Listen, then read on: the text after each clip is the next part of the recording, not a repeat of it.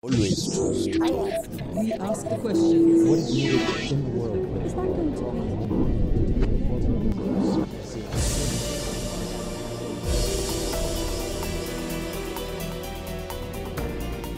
The role of the United Nations has changed with every Secretary General. Dag Hammarskjöld stood up to the great powers. Kofi Annan called himself a secular pope. Ban Ki-moon, a quiet South Korean, has been described by his critics as weak, whose statements rarely get stronger than this. I'm deeply concerned and sad. We remain deeply concerned. I'm deeply concerned at the While his approach hasn't been appreciated on some issues, his style has worked on others, like getting aid into Myanmar. Does quiet diplomacy always work, sir? It has worked many times, very effectively, successfully. So is his style really working, from climate change to repression in Syria? Ban Ki-moon talks to Al Jazeera. Secretary General of the United Nations, Mr. Ban Ki-moon, thank you for talking to Al Jazeera. Salam alaikum. It's a great Alaikum pleasure. salam. The environment is one issue you believe strongly in, you've spoken out on. Are you disappointed at this stage there still is no agreement from that gathering in Durban? People are still negotiating. I believe that all the delegations clearly understand the seriousness and urgency of this issue. We do not have any time to lose. I have made it quite clear and urged the negotiators to agree on the future of a Kyoto Protocol and agree and operationalize all the agreements which had already been adopted in Cancun last year. For example, Green Climate Fund is almost agreed. It's a matter of some detailed mechanisms. And Kyoto Protocol for second commitment, it is also making some progress, but it is yet to be finalized. Do you think there will be an extension on Kyoto? I hope so. It is important. We should not leave any vacuum to this Kyoto Protocol. This has been shaped and operationalized over 2 decades.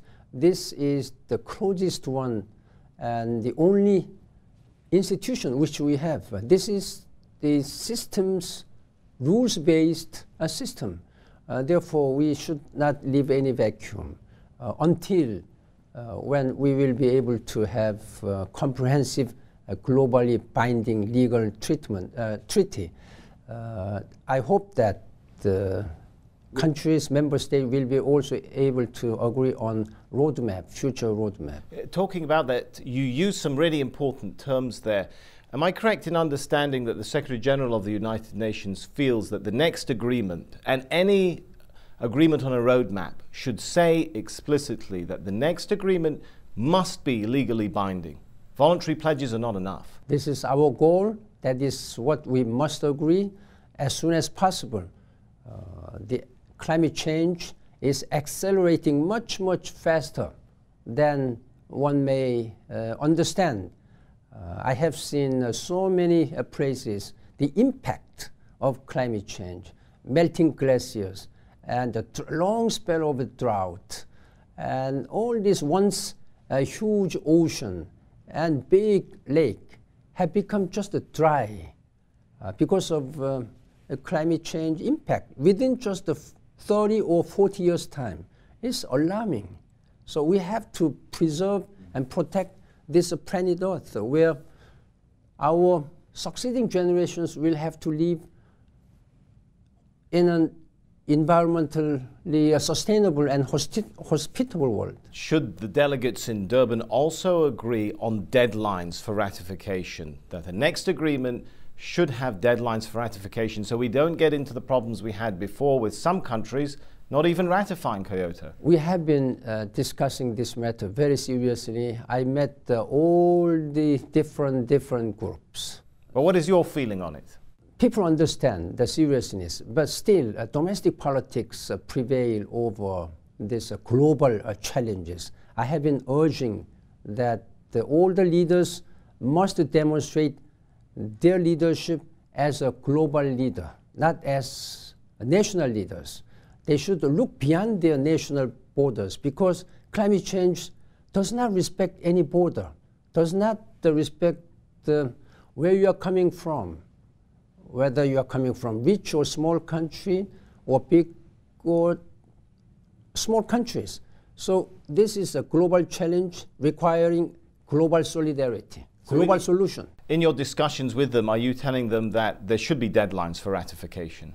Now this deadline issue, so-called roadmap, is now very seriously being discussed. This may be make or break deal issue of this Durban issue, Durban process. I know, so that's why I really want to know what your feelings are on this. Where do you stand personally on this issue? Are you telling world leaders you've got to commit to deadlines and legally binding obligations? My position as Secretary General has been consistent, loud and clear. There must be a deadline that the international community will have a globally agreeable and binding treaty as soon as possible. The dates are, some different options are being put forward on the table. Okay, if we could shift gears a little bit and talk about the situation in the Middle East, particularly in Syria. As you know, no doubt, the UN Commission of Inquiry found that Syrian forces have committed crimes against humanity and suppressing the civilian population there. The Syrian president says he doesn't feel he's responsible. Do you think he should feel some responsibility as the head of a state, head of an executive authority? As a leader of Syria, he is responsible for all what had happened. He is the leader having very important responsibility to protect the lives of his own people. Therefore, I would urge again him that to stop immediately killing his people. Even just a few days, hundreds of people have been killed. It's a totally unacceptable situation. I'm extremely concerned about what's going on in Syria. Syrian people, they have genuine aspirations, they have a genuine and legitimate right to live in a country where nobody feels any threat of being killed, and they should have a freedom of speech, a freedom of assembly. And he should accept the human rights mandated the International Commission of Inquiry.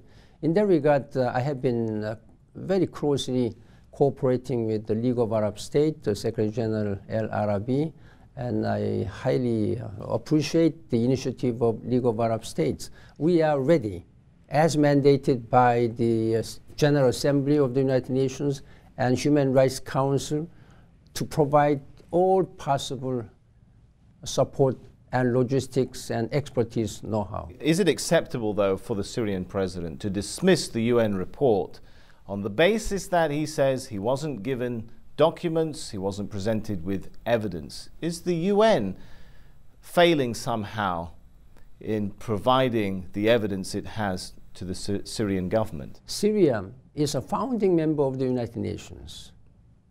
As a member state of the United Nations, Syria has an obligation to fully cooperate and fully comply with all the resolutions and decisions by the United Nations General Assembly and intergovernmental body, including Human Rights Council.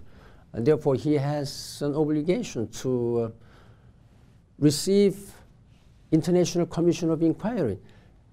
If and when. He says he wasn't presented with documents and evidence, though. We have, it is already open information, and it is already released publicly. So I cannot understand why he said that he had not received his report. Now, based on this report, he must take necessary action. If he's not satisfied with what has been found in the inquiry commission, then he should all the more receive this inquiry commission and discuss this matter so that they can have first-hand information on the ground. Would you call on President Bashar al-Assad right now to allow UN investigators back into Syria to investigate what's going on and guarantee them the freedom to work there? a few months ago, I have been speaking with him over the phone, very genuinely advising him and appealing him and calling upon him to listen to the voices of people and listen to the wishes of the international community based on the fundamental principles of democracy and Charter of the United Nations. Since then, I have not been speaking with him because he has not been keeping his promises. Are you disappointed with? I'm disappointed by all what he has not kept his promises. Did he give you personally promises, pledges, a commitment to change the way his security forces are operating? Yes, he did. The next day, he began again killing people. Do you think in light of that, it's time for the Security Council to do more on Syria? I believe that the United Nations, particularly Security Council, should look at this issue more seriously and try to find the way so that they can speak in a coherent manner. Is it time for a Security Council resolution, which is one thing they failed to do in November? The Human Rights Council report has identified that there has been a gross violation of human rights, which may be the case of crimes against humanity. So this should be taken up very seriously. I'm sorry to push you there, Mr. Secretary General, but when you say they should take it seriously, what does that mean? Are you saying they really should? Now you have a UN report saying crimes against humanity. Navi Pillai, the human rights chief, says 4,000 plus people have been killed. Isn't it time, many viewers are asking, for at least a UN Security Council resolution? I have been discussing this matter many times with the members of the Security Council. Unfortunately, there's a division of opinions. This is up to the member states. But what is your opinion, sir? I believe that the United Nations Security Council and whole system should speak in one voice, in coherent manner. In May this year, you called on Security Council members to fulfill their responsibilities and take measures appropriate to the gravity of the situation. That was concerning when North Korea was accused of sinking a South Korean ship. Why wouldn't you make the same call and say a resolution should be issued by the Security Council on Syria? I understand the divisions. This resolution of the Security Council is something to be determined by the members of the Security Council. If there is a political will among the member states, if there is an agreement among the member states, it will be much better so that the whole UN system can work in coherent way. Let's shift gears a little bit and talk about the Goldstone report, the Gaza war. How do you see the investigations which Israel and Hamas said they have started in accordance with what was requested in the Goldstone report? Have they undertaken credible investigations? This report has already been published, already been made, delivered to the hands of authorities of Israel and all concerned parties. So it is up to them to fully implement. Are they doing it though? Unfortunately, we have not seen much progress in all the matters, all the dimensions of peace process between Israel and the Palestinians. This is again a very troubling, very disappointing situation where we have not seen such a progress. I've been urging the leaders in the region to fully cooperate and create the politically favorable conditions where both Israelis and Palestinians could return to dialogue table and discuss all other matters. But specifically on the Goldstone report, sir, some would say perhaps it was a mistake to give time for Israel and Hamas to investigate in the first place. Few people really thought they would investigate themselves credibly. In light of what's happened, so much time has passed. You've just said that sufficient progress hasn't taken place. Isn't it time for the Security Council to get involved again if a UN report once again says they think war crimes may have been committed? Again, it's up to the Security Council to. Well, again, what would you like to? What is your opinion, your stance? I mean, you have some moral weight, even though you may not have the political power of those member states. You have some moral weight. Of course, I have a moral authority, and I have been speaking out so many times. Unfortunately, this political climate has not been much favorable in seeing the much progress in this peace process. First of all, when there is peace and the genuine peace and stability in the region and trust and confidence between Palestinians and Israelis, all these issues should be and could be resolved much easily, much easier. But unfortunately, we have not seen such kind of atmosphere here. That is why I've been working very hard as a member of Quartet and as a Secretary General of the United Nations, speaking to the leaders in the region and also Prime Minister of Netanyahu and President Abbas, so that they would come back to a dialogue table. The Quartet statement in September clearly gave them a 3-month time so that they prepare for their bilateral meetings. It has not yet taken place. Our envoys of the Quartet, they have been meeting all the times, meeting the parties separately and collectively, urging them to come back to the dialogue table. I will continue to do that. Help us to understand Mr. Ban Ki-moon as the Secretary General who leads this huge organization, the United Nations. It's been said that a Secretary General's personal style can make a difference to the organization as well as to world affairs. How do you see the role of the Secretary General on the question of, is he there to serve the member states and their governments of the world, or there to serve the people of the world?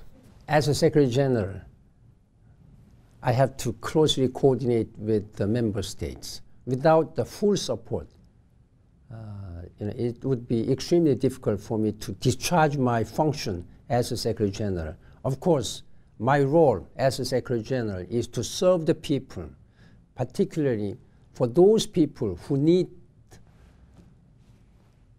helping hands of the United Nations and whole international community. I have been traveling all around the world, meeting people, particularly those helpless people, who do not have any capacity. United Nations, even at this moment, feeds more than 100 million people every day, refugees and displaced people. Among those people, we have 35 million refugees.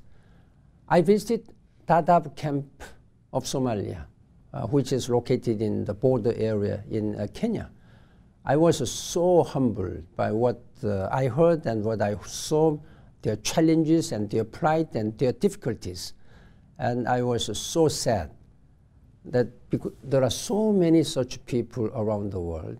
The United Nations is doing and mobilizing all necessary resources and bringing them peace and sense of hope that they could be able to return to their home safely, to be able to enjoy their dignified life, equal right, men and women, and young and old.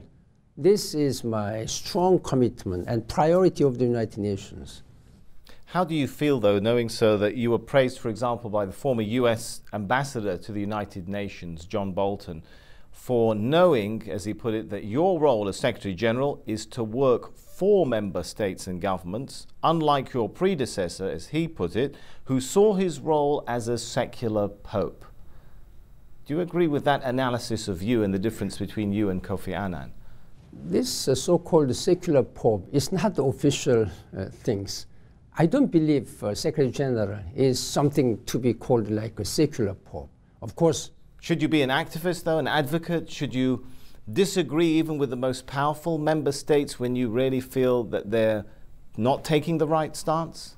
I do. I carry out my duty based on my conviction and based on the principles of the United Nations Charter, working for peace, security, and development, and protecting and promoting human rights of all the people around the world. This is a mandate from the Charter of the United Nations. Therefore, I'm here to serve for the people who need our help of the United Nations. In that case, some are asking this question, sir. Did you raise the issue, for example, of the jailed Nobel Peace Prize laureate Liu Xiaobo when you met China's president? The criticism was that you didn't publicly raise it. Human rights is the most important fundamental pillars of the United Nations Charter. I have been speaking with everyone, all the leaders around the world when it comes to human rights, and I will continue to do that. There is no exception. So would you call publicly right now on this show for the release of Liu Xiaobo? Would you call for that from the Chinese authorities? Such kind of issues, situations relating to peace, relating to human rights, there are many different backgrounds with different situations, and I do my job and I perform my duty as a Secretary General in addressing all these issues appropriately to the circumstances, and wherever I feel it appropriate, I take sometimes quiet diplomacy, and I take public diplomacy. These are a combination of public and quiet diplomacy to make things happen. I think sometimes it is more effective. So are you saying on this issue, you don't feel it's right to call for his release? I know that Chinese government is fully aware of my position and the position of international community, wishes of so many people around the world. So why not state that position for us, sir? Should you call for his release? Now, it is up to now Chinese government. This is to be done by Chinese government. Does quiet diplomacy always work, sir? It has worked many times, very effectively, successfully. As you may be aware, an internal memo in the United States State Department has indicated that they feel gay rights should now be included in the human rights consideration and thinking when they extend aid. Do you think that's the right approach for the US, one of the biggest aid donors in the world, to take towards world aid? The United Nations position regarding this sexual violation has always been consistent and clear. I have been urging those countries not to discriminate any people on the basis of sexual orientation. This will continue to be United Nations position. Do you think enough has been done to reform the United Nations? During the last 5 years as Secretary General, this reforming United Nations, making United Nations more effective and efficient and accountable, transparent, has been one of the top priorities. I have achieved a lot, but I believe that there is an expectation from international community to do more. So my priority will continue focusing on making this organization more effective, doing more with less, considering current economic crisis of the international community. United Nations delivers and functions with the support and resources provided by member states. We know that the member states, most of the member states are undergoing very difficult economic crisis. Therefore, based on this situation, we are also trying to do more with the less and more effective with the less resources. That's one part of a reform of the United Nations. Mr. Ban Ki-moon, thank you so much. Thank you. Good talking to you. Shukran jazilan. Thank you.